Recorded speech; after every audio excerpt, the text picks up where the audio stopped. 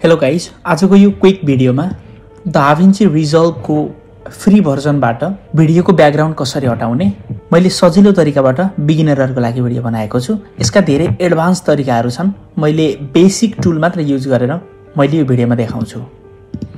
सुरुमा म यो कुनै पनि एउटा ब्याकग्राउन्ड र एउटा मुभ भइरहेको अब्जेक्ट एउटा लिए मैले। म एडिट टुलमा गएर सुरुमा यो मुभ भइरहेको कुनै पनि भिडियोको एउटा क्लिपलाई टाइमलाइनमा ल्याएँ।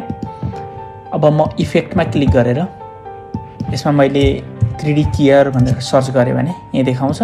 3D केयरलाई यहाँ ल्याएर भिडियोमा इम्पोर्ट गरेँ।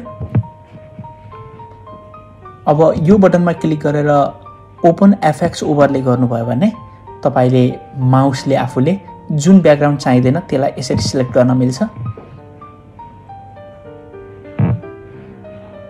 राम्रोसँग यो सिलेक्ट भइसकेपछि यतिकै छोड्दिनुस्। अब यो भिडियोको ब्याकग्राउन्ड गइसकेको छ। म अब नयाँ ब्याकग्राउन्ड हालिहेर्छु। म यहाँनिरबाट काटेर नयाँ ब्याकग्राउन्ड हालिहेर्छु। अब अलिकति एडजस्टमेन्ट गरौँ, अलिकति राम्रो देखाउनको लागि म यो भिडियोलाई सिलेक्ट गरेर ट्रान्सफरमा क्लिक गरेँ। अनि यो भिडियोलाई सिलेक्ट गरेर यसलाई पनि साइज अलिकति म मिलाएर राख्छु।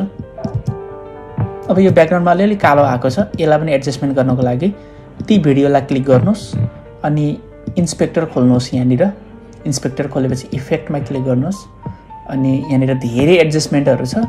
अब तपाईले आफूलाई जस्तो राम्रो लाग्छ, उपयुक्त लाग्छ त्यही अनुसार गर्नुहोस्। मैले अलिकति यो कालो भाग मात्र हटाएँ। यो एकदम बेसिक टुलहरु युज गरेर बनाएको छु, तर कलर पेजमा यसको धेरै एडभान्स फिचरहरु छ। तपाईले आफूले पेन टुल युज गरेर यसरी पेन टुल सिलेक्ट गरेर मजाले यसलाई ट्र्याकिङ गरेर पनि गर्न मिल्छ। यसको बारेमा म पछि भिडियो बनाउँला। यदि तपाई एकदमै बिगिनर हो भने अहिले यसैबाट तपाई ट्राई गर्न सक्नुहुन्छ, प्र्याक्टिस गर्न सक्नुहुन्छ।